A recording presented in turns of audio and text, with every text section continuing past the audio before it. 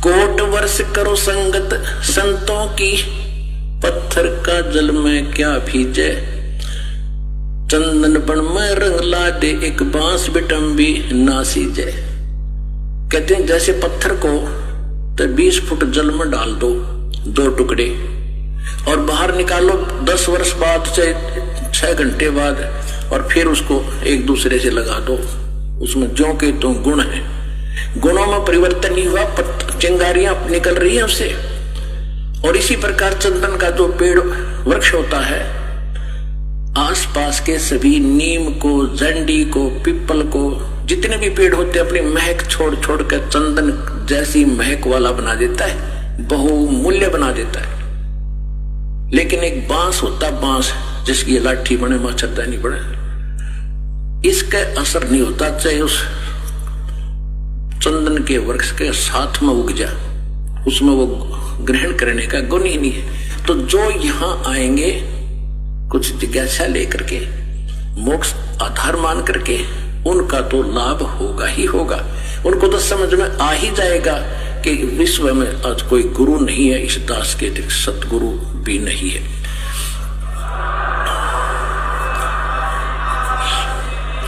और जो आए होंगे उस पत्थर जैसे, बांस जैसे व्यक्ति हैं, उनका असर होना ही नहीं। वो तो वही फिर कबाड़ में वे क्या करें कि तक किले में चढ़े जाया करें, पत्थर और काम के आएंगे। तो इस प्रकार के जो व्यक्ति हैं जिनको इतना ज्ञान, इतना प्रमाण देखकर भी असर नहीं हो रहा कि ये सचमुच कोई बात अलग है, तो वो बताया है कि कोट वर्ष करो संगत संतन की, जैसे पत्थर का जल में क्या भी कहे, और चंदन बन में रंग ला दे एक बांस विटम्बी ना सींचे।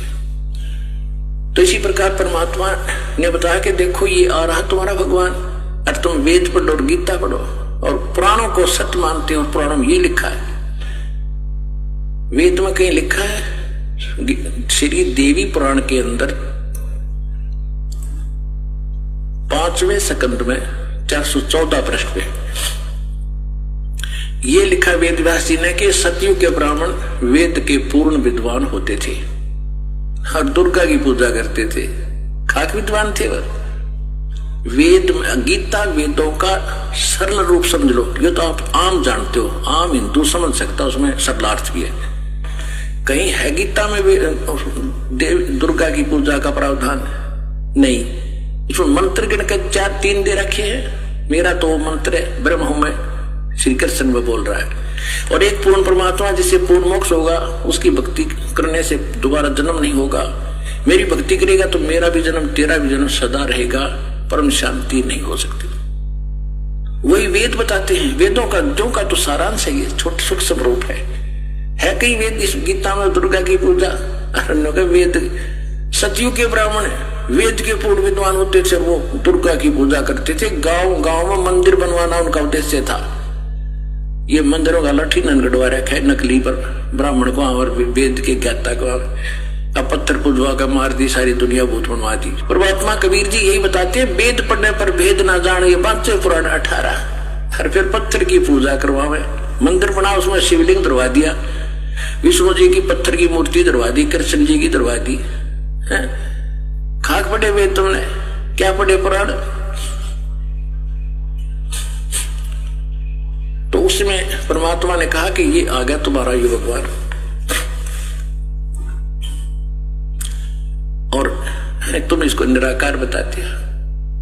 कहा कि तुम जाओ यहां से, क्योंकि काल ने एक फिक्स टाइम कर रखा है। काल का दूसरा अर्थ समय भी होता है। तो यहाँ का जो समय है वो निर्धारित है, इसमें कोई परिवर्तन ना वो स्वयं कर सकता, ना किसी और संस्कार में कोई परिवर्तन इसका देवता कर सकता। ये काल भगवान काल है, जो यहाँ का मालिक भगवान तो नहीं है, यहाँ का स्वामी है। ये भी काल है, और यहाँ जो समय निर्धारित है ये भी समय भी काल कहलाता है। ये दोनों के दोनों परमात्मा के, कबीर साहब के अधीन है, उसके हुक्म के से चलते हैं। तो वो जो काल, उसने काल ने समय फिक्स कर रखा था कि इतने समय में ये तपस्या पर भुन कर सभी प्राणी अपना गंध इसमें छोड़कर अपने आप उड़ जाते हो, वहां से निकाल दे, एकदम जंप आता है, जो भी खाली होता जाता है उसको ऐसे फेंक देते हैं। तो एक दिन में सारे पहुंच जाते हैं। फिर वो धर्मराज के पास लाइन लग जाती है। वहां जाकर फिर उनको संस्कार बस अलग अलग, जहां जिसका जैसा, कोई स्वर्ग में जाओ, चाहे गधा बनो, चाहे कुत्ता बनो, चाहे राजा बनो, जाओ। वो क्रम फिर शुरू हो गया। तो वो जब तक नहीं, वो चला था इसलिए कि उस समय पूरा हो गया, वो जा चुके होंगे। परमात्मा ने कहा कि वो देखो दूर से आ रहा है और तुम उसको देखो, वो है तुम्हारा भगवान, अब तुम जाओ। तब परमात्मा ने उनको वहां से भेजा। फिर वो काल ने निकट आकर देखा कि ये आदमी कौन खड़ा है, मेरे इस स्थान पर तो कोई आ ही नहीं सकता। 21वां ब्रह्मांड तो दास ने आपको बता रखा है। 21वें ब्रह्मांड में भी एक ऐसा गुप्त स्थान है जहां तपस्या है।